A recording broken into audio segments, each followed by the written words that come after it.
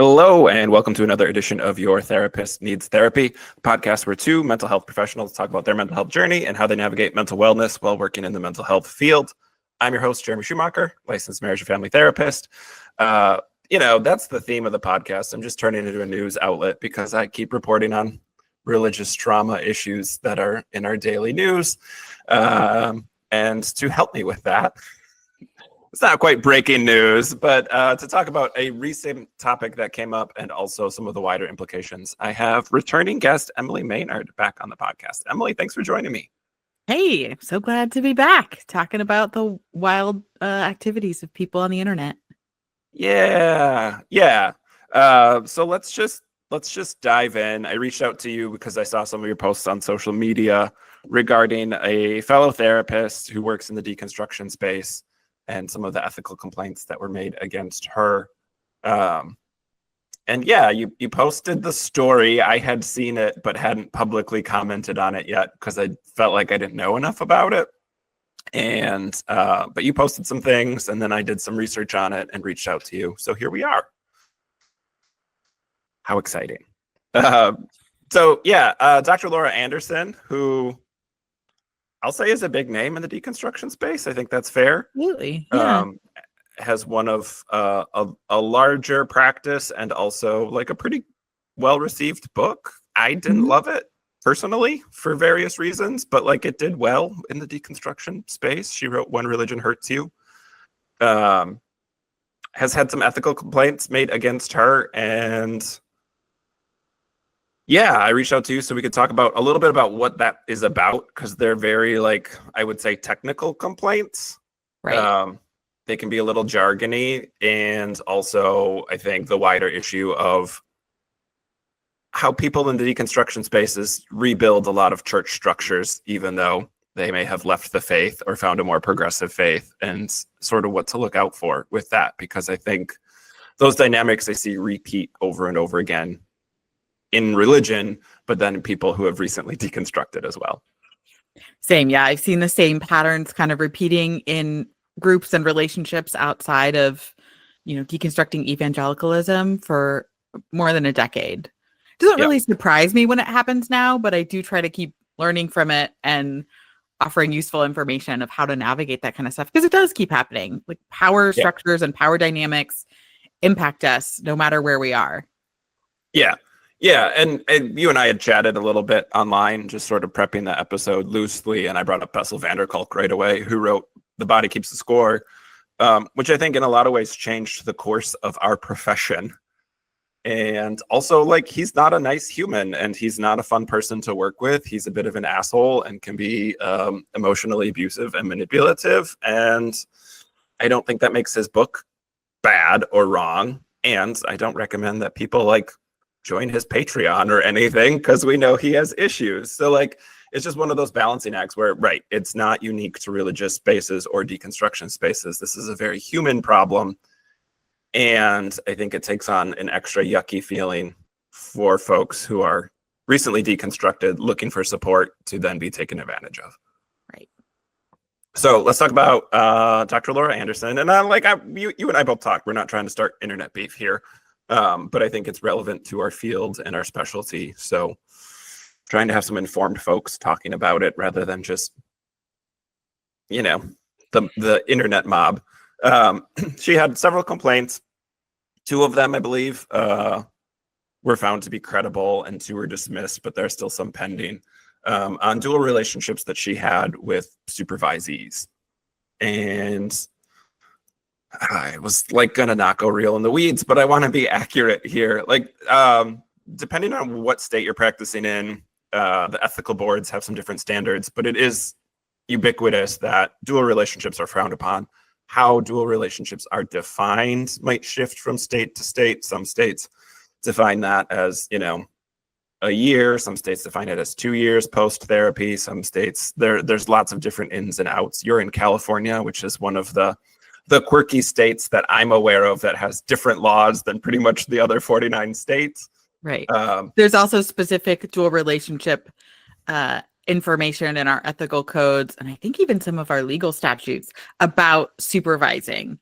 And that's Correct. unique. It's not sort of just a general prohibition. There's kind of specific rules for if someone was your client, there's specific rules for, or if someone wants to be your client, and then there's some specific rules for supervisors and supervisees. Yeah. Yeah. And this stuff is like, I would say unnecessary, generally speaking, for the general population to be aware of. Like, I have had clients who have been like, hey, Jer, we get along great. Do you want to be in my fantasy football league? And I'll be like, no, I can't, but thanks for the offer. And so for us as the license holder, it is relevant information for us to be aware of. But I would say for the general population, it's not. Understanding power dynamics, like, it is the person who has that higher status's responsibility to be aware of these things and to be enforcing it appropriately. Right. Yeah, and that's taught pretty early. I mean, I think I had my ethics class pretty early in my like therapist education, and that's what we talked about the whole time, right? One of the first things we learned is like, what is a dual relationship? Because it's not a phrase that's in a lot of other business contexts, right? Like, right. Even in other medical contexts, it's not necessarily prohibited depending on your state. And so it is specific, and it's the job of the person who holds the license or who has, submitted themselves and their work to the ethical board to understand that and to, live within those guidelines. They're not there for no reason, right? They were developed because there were ethical complaints and issues that kept coming up over and over, to the point that this is pretty standard across all states. There's some prohibition of dual relationships. Yeah. And ethics, we'll get into some of this. But like you said, that first ethics class you took, and that I'm going to highlight and circle that we take ethics classes every single semester during our training. And we are required, again, it's going to vary the details, but we are required to have ethics training as part of our continuing ed, which in most states is 6 hours of ethics training out of the 30 or 36 hours we're required every 2 years to maintain our licenses. That's Wisconsin specific, but that's a pretty good blueprint for what most states are going to have. So yeah, this is stuff that, like, not only do we study a lot while we're in school and being trained, but it is stuff that we stay up to date on through our continuing ed. Like, that is mandated for us as part of our licensure. So yeah, Dr. Laura Anderson had a couple complaints that were found to be credible regarding dual relationships she had with supervisees. You can chime in here if I get something incorrect, because again, I read it yesterday and I'm not a note taker. So I'm going off of memory for what I read yesterday. But also had these people working as coaches in her business practice. Right. And that already creates a weird gray space. That doesn't raise alarm bells for me, but I know people need to be cognizant of when you're licensed, you are licensed in a state. When you are a coach, you are not bound by state boundaries. And so a lot of practitioners, especially in the religious trauma spaces, are interested in opening coaching practices or just being coaches because you can see more people rather than just who's in your state. So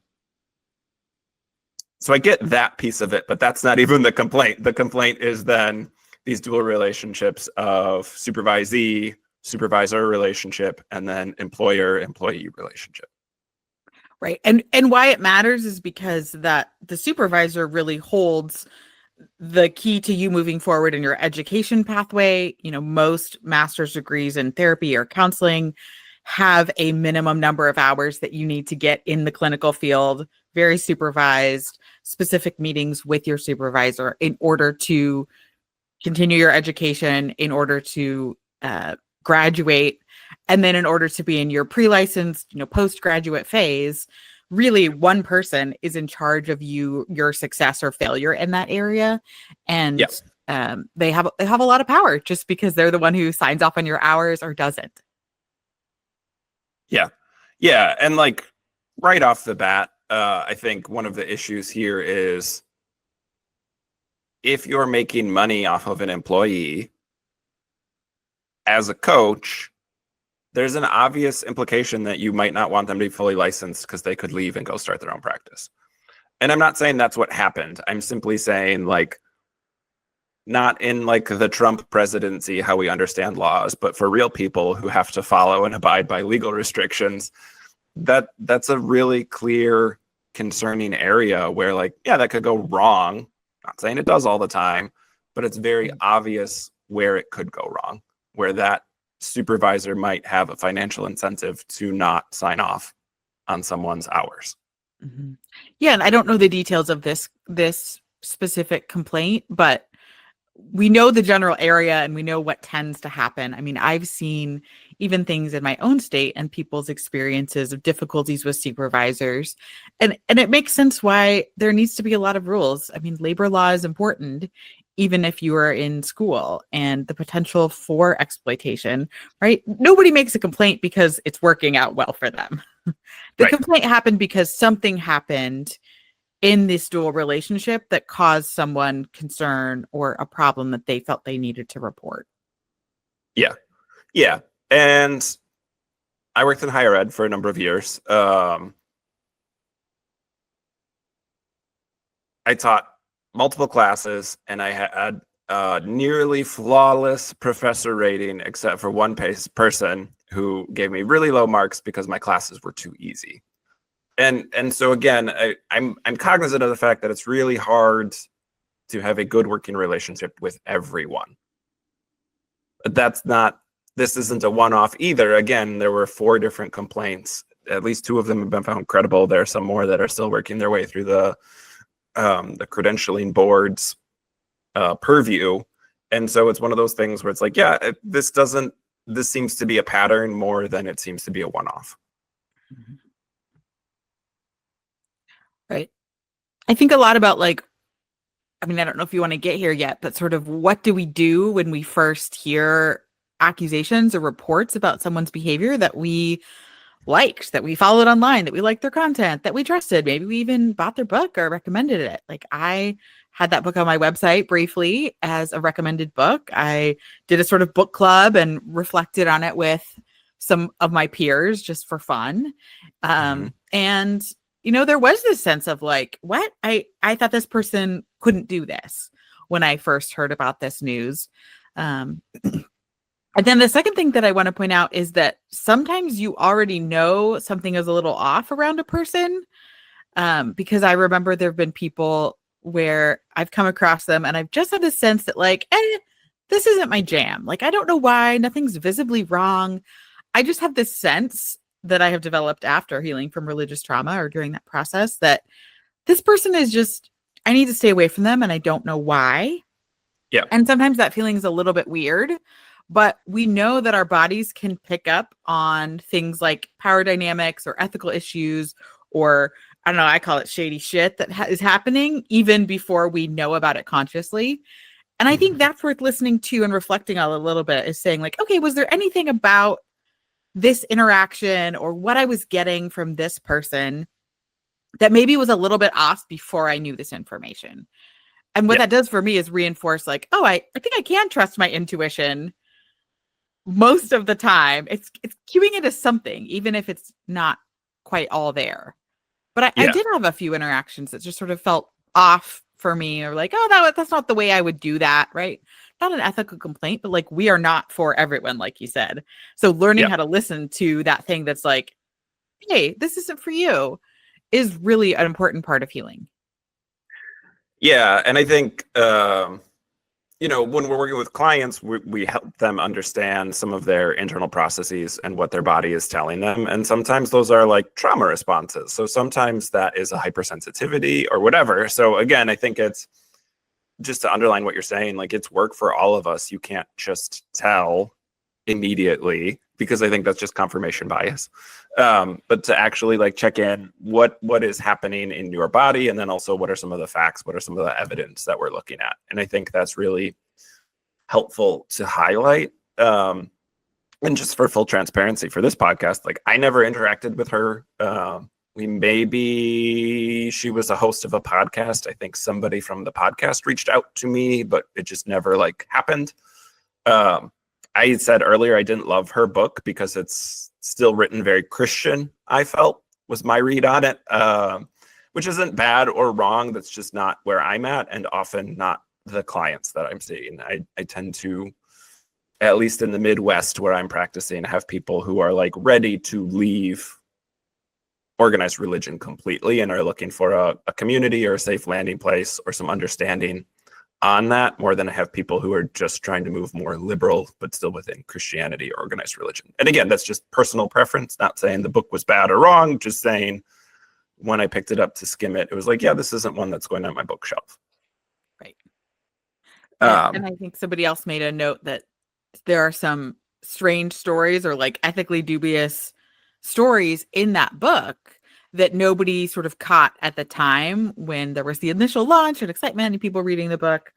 And yeah, that's a little concerning too. And I think that often happens. Like we get more information and other things become visible, similar to other people in the field. Bessel van der Kolk. Like once people sort of understood, like, hey, doesn't seem like a great person to work with in these areas, it revealed some of the gaps in his book of yeah, why he sort of took, one perspective or focused on one aspect of trauma and PTSD and maybe left out some of the other academic or scholarly information about how trauma affects other people than mostly veterans, yeah, which is kind of what his yeah. book is focused on. And sexual assault survivors. And again, like there's lots of caveats that go with that book that when I brought him up earlier was like, don't read his book, but it also wasn't, don't go out and buy the book. Like, right. I put some caveats on that book because it the way it's written can be very triggering for a lot of folks. Because I think he's not cognizant of that. I don't think he pays attention to that. But yeah, I didn't get I skimmed her book, but I think you're talking about like the introductory sort of chapter, and there's like an age discrepancy in a relationship that's like, again, odd, not necessarily like illegal, but like I'm pretty aware of what I put online in the sense that it's authentic and values aligned with me, but also like there are some things that you don't maybe want to put in print. There's some things that are so nuanced or so like complex that summarizing it in a way for a general audience is difficult. And I think, I don't know, an age gap relationship is a weird thing to choose to put in the opening section of your book. It's odd. A yellow flag. Yes. In that green flag, red flag sort of dynamic. And I think in the deconstruction spaces, people, she was one of those people who was pastoral, I guess I will say. And that's not my read on her personally. That's just, again, a pattern I see that people who leave the church, but don't leave the power structures of the church. They are starting a new congregation of deconstruction folks. And that isn't bad or wrong. Community is important, but I'm always wary of what's the accountability looking like in that, and what are the power dynamics, what are the structures going on there, because again, it's just really easy for abuse to happen then. Do you have any thoughts on like what's the difference between internet drama and patterns of abuse? Or like I think that word feels really intense to me. And it's a word that, I don't mind using, but I always want to make sure I'm using it in sort of a specific way that I can come back to. Because I think it's really easy to see something happening and be like, oh, that's just internet drama. And then what is that in your book? Yeah. I mean, when this story broke, like I was unaware. I was loosely aware, but not of any of the details of what had happened with the new evangelical group. Because it's a group that I just had never interacted with. It wasn't important for me, and that struck me as internet drama because I saw too many people in the deconstruction space commenting on it, but like not in a nuanced way. It was very in-group sort of commentary, and I took that as like, yeah, that's internet drama. I think when there's real life implications, when we have something like a board, a credentialing board doing something, like, well, then it's not internet drama, it's the real world. A silly example I'll use, people know I like pro wrestling. Hulk Hogan just died, and he was a racist. Like throughout his life, he did a lot of pretty horrific things regarding being on camera and his thoughts of minorities. And so, he got fired for that. Like, that's not just people besmirching him after he died. That's not just people bringing up drama to get clicks. Like, there were real life implications for that. There was real life fallout. He was fired more than once from more than one company for something like that. And I think, again, so it's balancing like this feels off or there's something odd about this. And I think then like, oh, and there's evidence of that. That's not just purely vibes based. We're seeing some real world stuff here.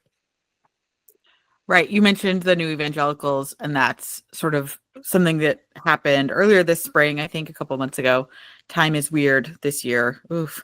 Yeah, I feel like you were just on my Yeah. podcast, and when I looked, it was in like early April, and I was like, what? No, that can't be. That was like last week. Yeah. So I think what's important to me about that is like that was also a report. There was an investigation about an employer, or contractor contractee relationship, that something bad happened and there was complaints and, issues around it. And so there was an investigation, and Laura Anderson was a part of that report as well. And they basically said, like, there's some weird dual relationship, ethical stuff around here, or there's sort of like a cluelessness towards some of the public implications of behaving one way in one context and then behaving this, a different way in another context. Yeah. Yeah. And I thought the mediator piece was weird. That was in the same article that highlighted the ethical complaints against her. Mm-hmm. That one did seem a little like unnecessarily dramatic to me. Because again, having worked in higher ed, having worked in nonprofit spaces, having my own practice, like there is sometimes where you have a dual relationship and you do what you can to disclose that and be transparent with that. And like, yeah, I work in religious trauma. There's one other person in the state that I'm in who has that specialty. So sometimes there are going to be people who are from the congregations that I personally attended, but the same synod, the same denomination that I grew up in. And they know my dad because my dad works at the religious high school in the area, or, and some of that stuff you have to navigate and put some accountability in and be transparent with it. But sometimes it's unavoidable. I don't think in this case it was. I think it's a dual relationship that could have been avoided. There were other mediators they could have picked who didn't have any relationship to either side of that.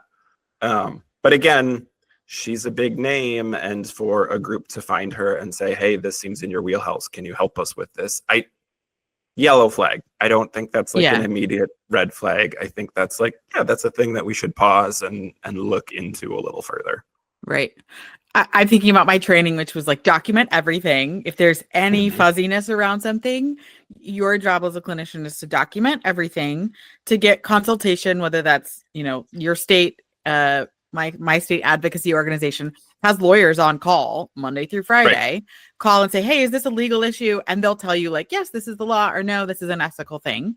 And if it's an ethical thing, you get either peer consultation or, some sort of supervision to sort of say like, hey, check my thinking on this. That's your responsibility. And then to document that as well. And then to think like, would a reasonable ethical therapist be able to defend this behavior in front of a board? Like if we pulled 10 therapists who were like good, average, ethical therapists, would they be like, oh yeah, I would do that. That's fine. Or would they say like, I don't know, something about that feels off. And it seems like whatever happened, those steps were not followed. And so if you're in the field, like remember those steps or whatever your ethics professor taught you, but those are sort of good things to come back to. And then the second thing I think is like a little bit about religious trauma and how it tells us that we are martyrs, or growing up evangelical tells us like we are the solution for people. Like we have the gospel, we need to share it. We have the truth, we need to enact it on people's lives. That's a part of authoritarian governments and fascism as holders of the truth. And I think that's something that I took with me, even when I deconstructed at first, was this idea that like I have some sort of special knowledge. So now in the religious trauma field, like I think it's really easy to say like, oh, I have special knowledge about this. I'm your solution. And what I've tried to do is say like, okay, I might have special knowledge about this, but what if I'm not your solution? I might just be one more step on the path to your solution. So things like I tell myself all the time, like you are not anybody's last resort. Like I am not the only therapist that someone can see. there is one other colleague in my state, or there is someone I know who is at least functional and like competent and great at treating trauma or treating family relationship issues or anything else that we can sort of say these problems are outside of religious trauma. And same thing, like, oh, I could mediate this situation, but I'm a little close to the parties involved. But let me check in with my professional network and see who's a mediator of professional conflicts in workplaces. There are people who do specialize in that. And so I try to remember, like, I am not somebody's solution, but I can probably help a lot of situations that require this kind of nuance. Yeah, and this gets a little bit into, again, I think the difference between being fully licensed and coaching.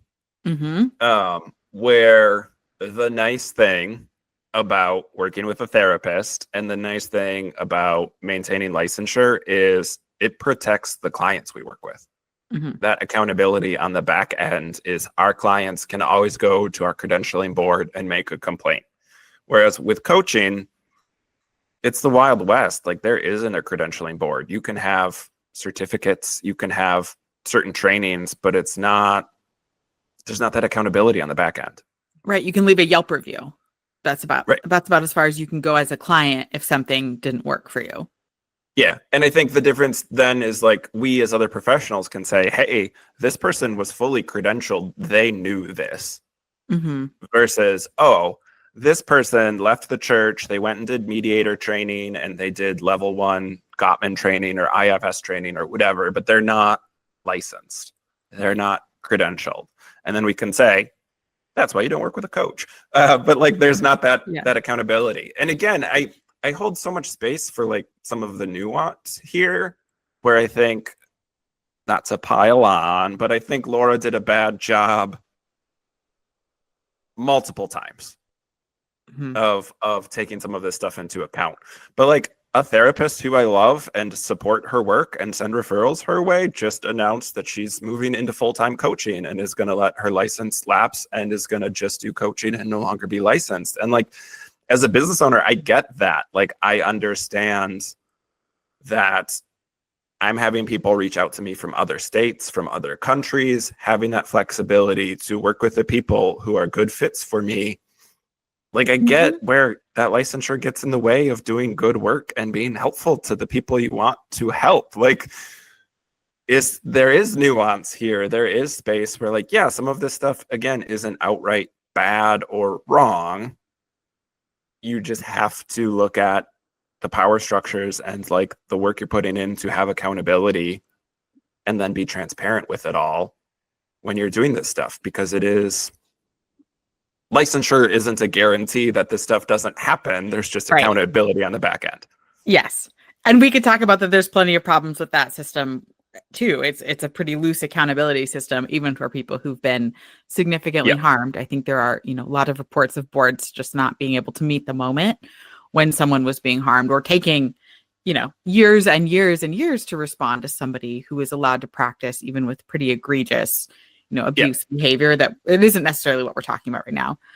I think a lot about that, like, coaching versus, clinician sort of space. And I think where I come down on it, at least right now, is coaching makes sense for really specific non-clinical or non-diagnosed types of things. So when I think of like a parent-child relationship coach, or like an ADHD executive function coaching, like someone who comes in with a system to help you with a specific activity, career coaching, right?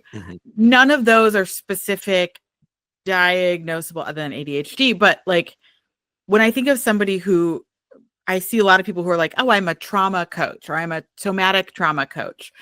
My concern with that is, like, trauma is leads to some pretty serious, potentially clinical diagnoses, PTSD, complex PTSD, acute trauma. And my concern with that is, like, okay, if we're in the medical diagnosis, mental health space, as shady as that can be, then how can you be sure that you're not doing unlicensed clinical work? Like, the lines there are so blurry. Whereas things like career coaching, business coaching, like specific task related coaching to support one aspect of your life is very clearly not unlicensed clinical work. There's a clear line between the two. Yeah. Yeah, I have some counterpoints. Great. I'd love to hear them.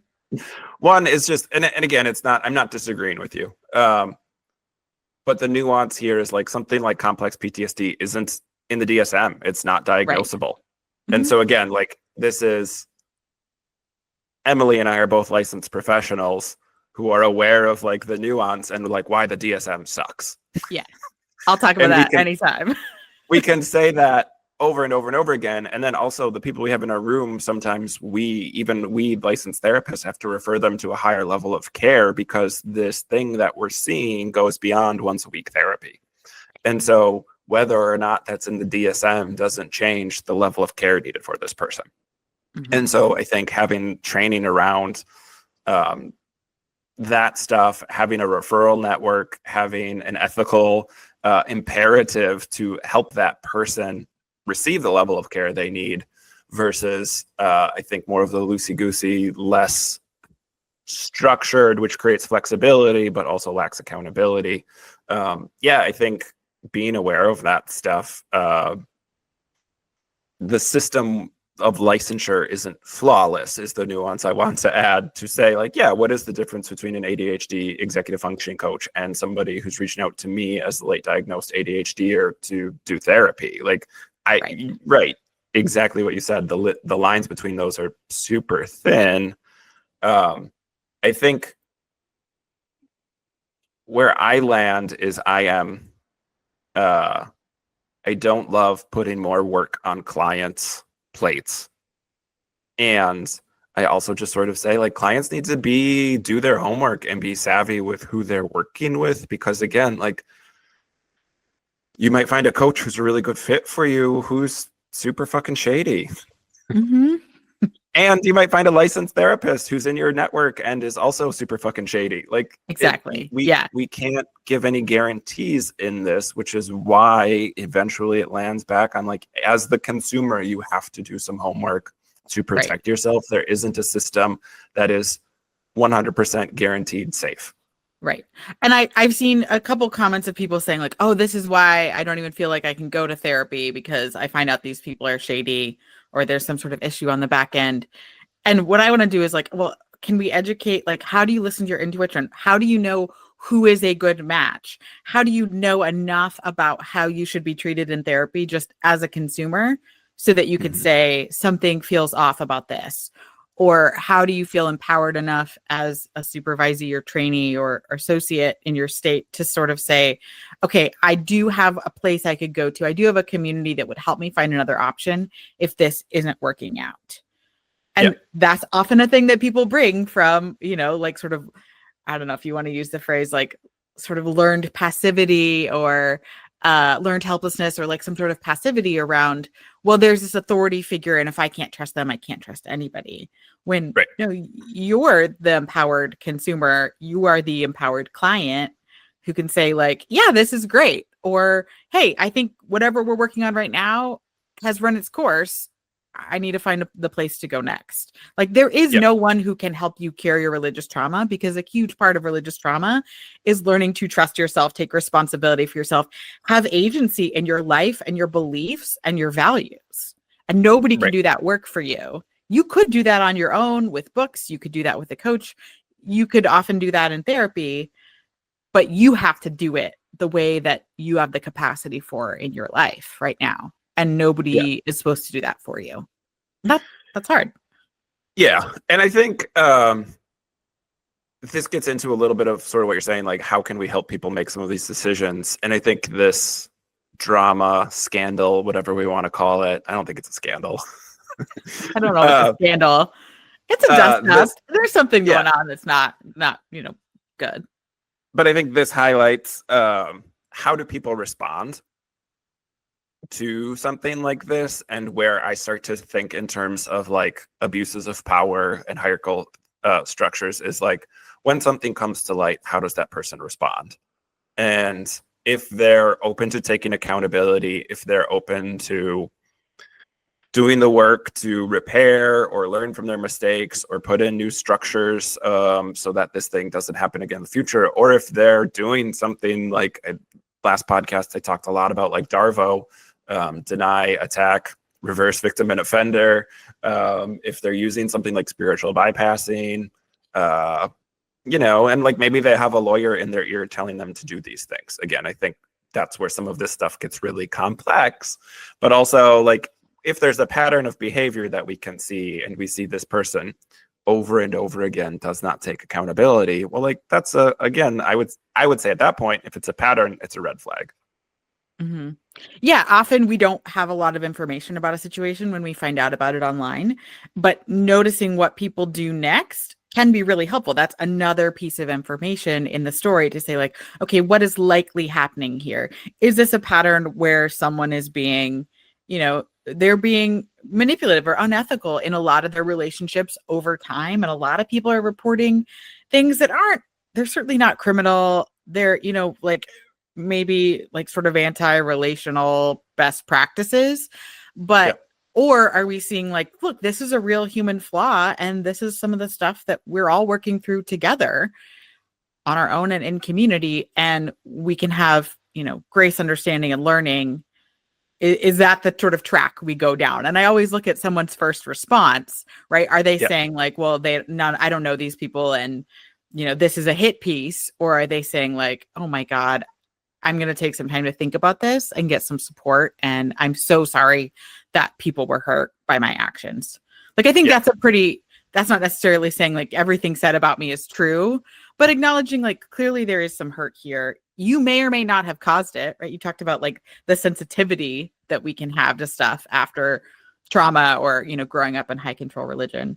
But to sort of say like, okay, I will at least acknowledge there's pain here, and I am sad for that pain. I don't want anybody to feel this way, and it really sucks to feel that way. Yeah. Seeing someone start there is, at least publicly, is like usually a sign that they are on the right track. Like that is the appropriate apology when someone is talking publicly about how they harmed you. I was talking with some friends and I was like, man, I'm trying to think of the 7 people who would be in a public article about me saying that I suck. Yeah. Well, and I brought up like being in higher ed because, and I coach too. And so when you're coaching at the NCAA level, athletes at the end of every season get to leave anonymous feedback. Yeah. And like for us coaches, like I thought it was very funny. But I was the assistant coach. I was not the head coach.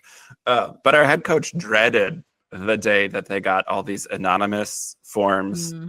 The athletic director has already read them all and compiled them. And then you just get like a printout of everybody's feedback. And like, sometimes it's brutal. And it's like, yeah, this kid was mad all season because they didn't get the playing time they wanted. Is that feedback that we should take to heart? Is that feedback we just dismiss? Like, I'm going to say somewhere in the middle, right? But like, it is one of those things where like, there are clients who haven't gelled with me. There are clients who I have seen for a couple sessions before I was like, ooh, yeah, we're not actually a good fit. Like it took me a couple sessions to realize that, but I'm going to refer you out. And like some people that rubs the wrong way. There's people that I've seen for a while. And then we get to a point where it's like, this isn't really working for us anymore. Right. Like, is that okay to name? And can I refer you to someone else? And that happens even in the course of a relationship that doesn't start, super off. It can just develop. And that's a norm in this field. It's a norm in relationships that it doesn't have to be a personal attack when you're like, oh, I don't think we should work together anymore. Or if somebody gives you bad feedback, right? That bad Yelp review can happen. Often it's because it's a misunderstanding, right? Like, oh, I was clear that I charge you if you don't cancel. It's in my paperwork. You signed it, right? And then that happens to somebody and they're like, feeling really upset about that. And the one place that they can take that is a Yelp review. And it feels unfair, but it's a part of the process and it's going to be okay. I think that's what I want to say is like, it's okay to take accountability for ways that you might have disappointed someone or not worked well with them. And it's okay to bring some nuance to those conversations and sort of learn from them and realize like, it's probably not always the worst case scenario. Yeah. And just to highlight, because I think it's related to religious trauma here, like pastors who get caught up in abuse scandals apologize, but don't do any of the work. Right. So like, again, what I said earlier is like, yes, that like public acknowledgement is important. What is their first response to this? Are they denying it? Are they deleting their social media accounts and not addressing it? Are they accepting some of it? But like, again, when I see like a pastor who, you know, had an affair at a mega church and then is like, well, I got together with my other pastors and we did pastoral counseling and now everything's okay. Like, no, that's not doing the work. Right. Yeah, And there's so again, certain positions of power that you have to really shift your dynamic with if you've been shown to be harmful in them. yeah. And some structures, organized religion being one of them, political parties we're seeing on a daily basis being another one, the structure itself is designed to protect the power it has, not to take accountability. Mm-hmm. And so, again, just like a thing to be aware of. And that might be organized religion. That might be this podcast, not this one, but like a podcast that has a big following and, you know, that like deconstruction person is really engaging and because they're a former pastor and they're kind of repeating the like church dynamics. Like, I think it's just good to be aware of that stuff.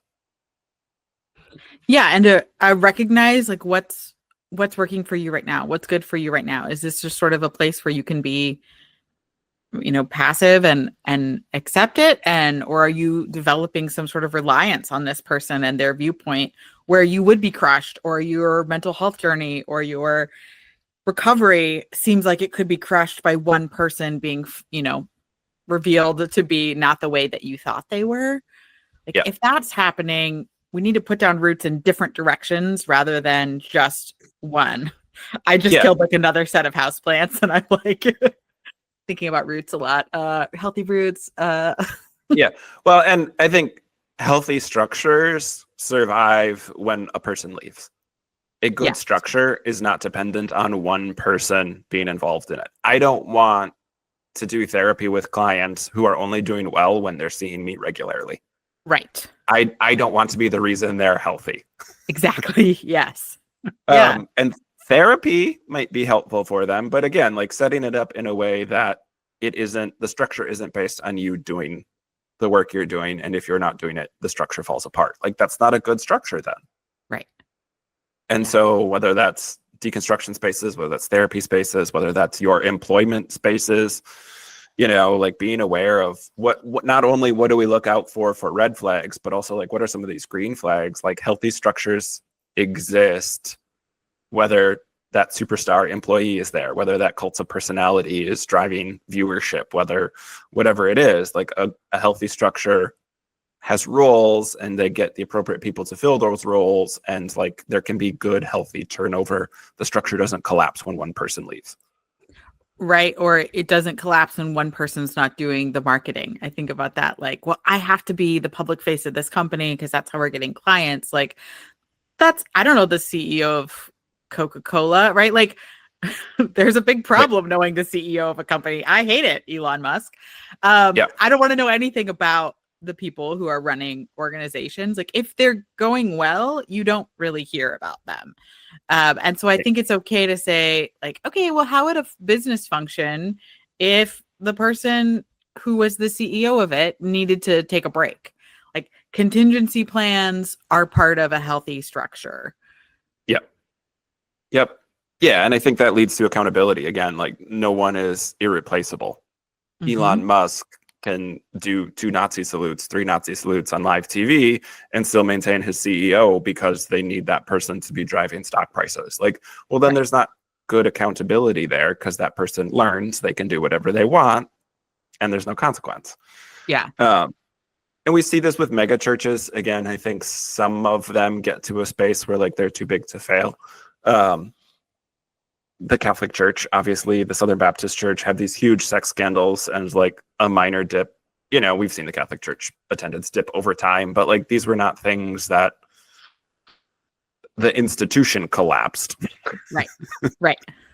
And that's not, I'm not defending organized religion, but I do say often like the thing organized religion does well is the organizational part. Like they've built structures that have lasted centuries, that have lasted a long time. And like, right, because you can replace people.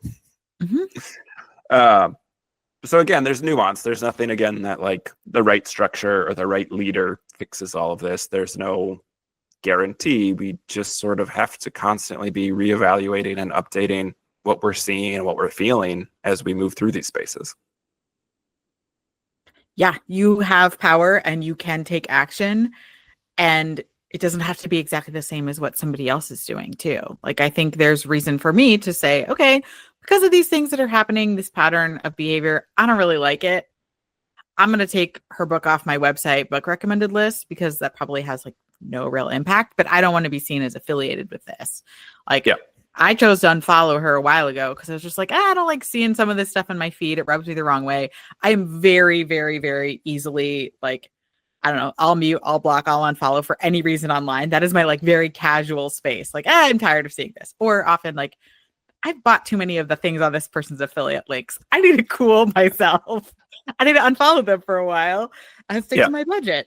But also like I save my really difficult relationships for like my family, right? I don't have a lot of energy for having friendships or casual relationships with people that I disagree on major values or political systems with, because I have to do that work in my family and I know how much energy that takes. Like, I'm not going to be friends with somebody who's across the political aisle from me right now. Yeah. But so I also think too, like thinking of like, does it matter if you follow someone or not? Like, not really, because you might need to save some of that, you know, intense, like, I do want to stay in relationship with this person. It is very difficult. I am willing to fight for it for these other reasons in another sphere of your life. Yeah. Yeah. And I think like, you know, it's hypothetical. But like, I don't know that I would tell, you know, Laura Anderson's clients to stop seeing her. I don't know that there's a ton here that makes me think she's a bad therapist. It makes me think she's maybe not a good supervisor and maybe not a good boss. But like, I don't know. I worked at a practice for 8 months that I left. I should have left after 2 months because the owner was not an ethical person, and people loved having him as their therapist. People got better doing therapy work with him. I did not want to be his employee. Well, right. His independent contractor. And you know, it's one of those things where like, yeah, that's where the nuance comes in. Like, I don't know that I ascribe to like there are good people and there are bad people. There are people who do some stuff really well and are really poor at other things. So would I recommend people go seek her out to be their supervisor? No, I would at this point say we have evidence to not do that. Might she be super helpful and wonderful for people who see her as a therapist? Yeah, probably. That makes sense to me. Right. This sort of, but I don't have to be involved in like casual promotion or do, you know, remix or collab reels with somebody just because they have more followers than me in a space that I want to be in. Like, I think it's important to say, like, I don't need to go out there and tell people like, don't read that book. She's a, you know, it's a really bad book by a really bad person. It's more just like, yeah, I'm not going to refer people to work for her, like you said, or she's not going to be on the top of my referral list for clients just because like, oh, I actually do know other people in that state. Like, I think there's resources like the Reclamation Collective directory that are licensed people in most states, which is another option for people. It might not be the right option for them or the only option for them, certainly, but there are other options.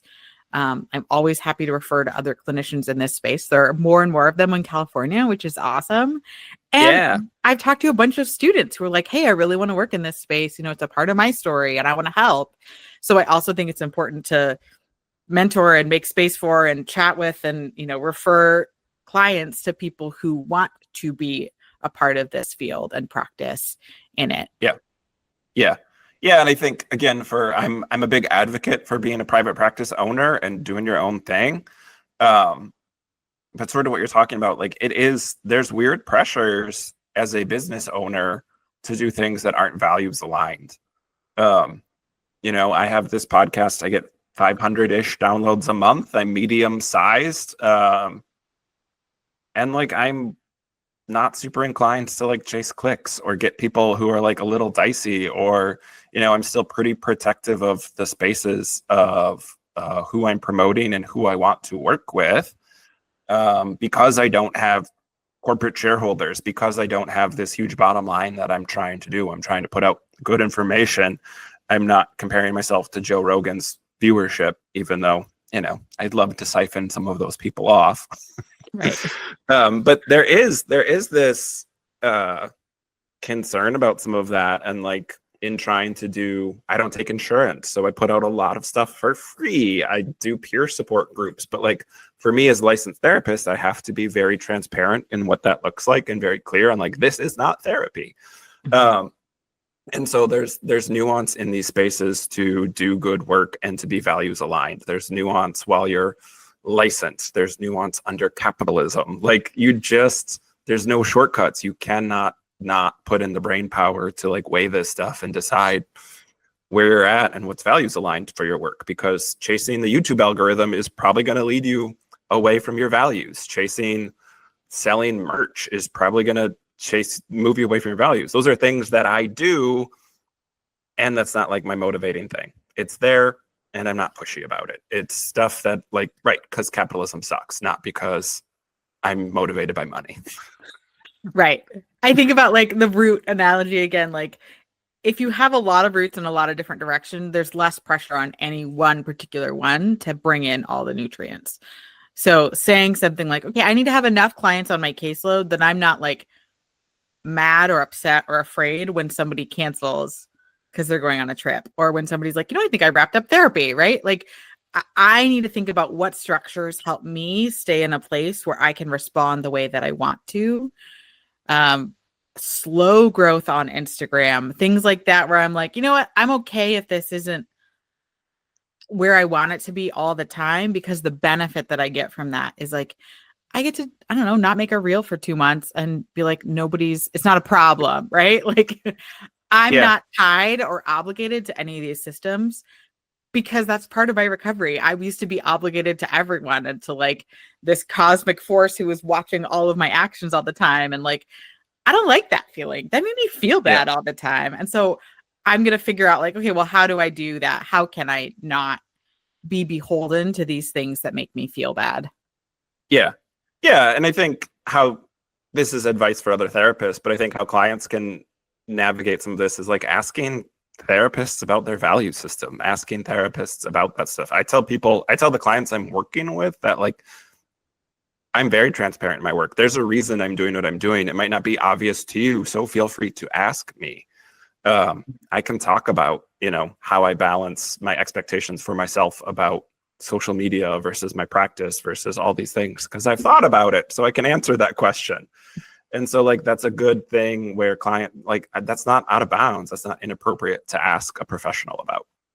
Right. Because we're the ones ultimately that hold our standards and should be able to justify our behavior in this specific context, rather than, somebody else guessing, people saying like, is it okay if I ask you a question? Or, am I allowed to do XYZ?